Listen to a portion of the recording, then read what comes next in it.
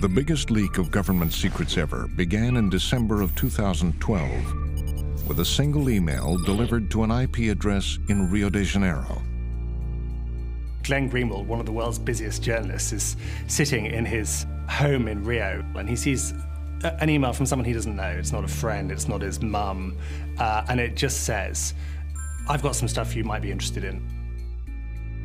He didn't use his name, and he said very cryptically and very vaguely that he had information that he wanted to discuss with me, but could only do so if I were to install encryption.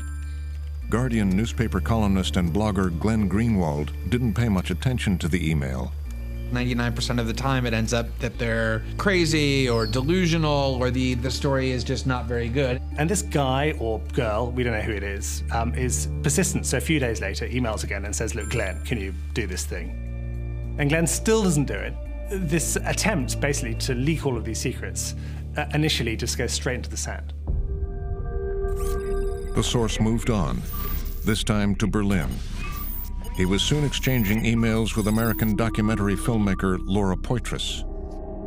She'd been in contact for over a month with a mysterious source who had reached out to her using her encryption key and using anonymous channels, and said he had a big story for her.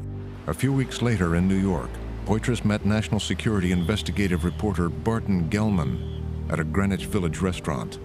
This was something she wanted to be exceptionally careful about. We agreed on a cafe to meet at, and we also, I think, both understood that when we got there, we'd move to someplace else. Poitras asked Gellman to vet the source and meet him electronically. Her source, who became also my source, needed to take very special precautions in the usual NSA style, and so he called me Brass Banner, and he called himself Verax, which means truth teller in Latin.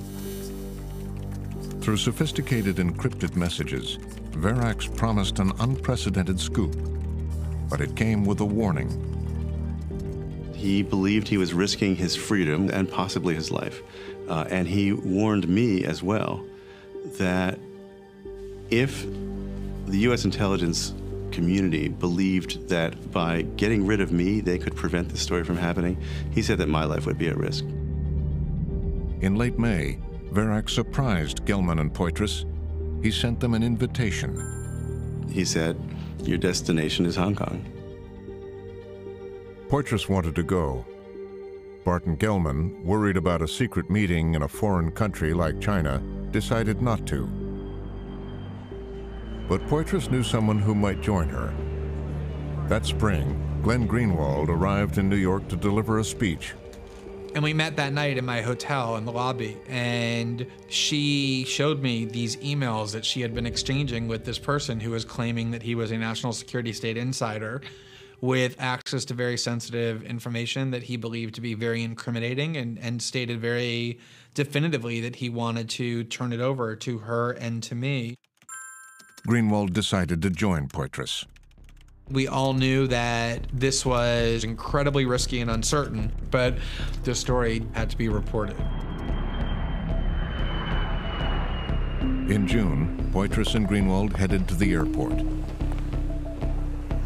I think they're kind of quite excited, but there's also a sort of feeling that maybe this is just the most terrific hoax. They were joined by Ewan MacAskill, a veteran Guardian reporter. At the time, I didn't think it was for real, didn't take it that seriously, and thought it was a slightly obscure story. Once they were finally airborne, Poitras thought it was safe to share with Greenwald something the source had securely sent to her. That's kind of quite a moment there in a secure space, and so Laura creeps forward to go and see Glenn. Laura whips out this thumb drive and in a very sort of almost mischievous way says, you know, guess what this is, and told me that she had just received a fairly large archive of documents. They kind of can't control their excitement because this is clearly the biggest story that anyone's worked on since the Pentagon Papers in the 1970s.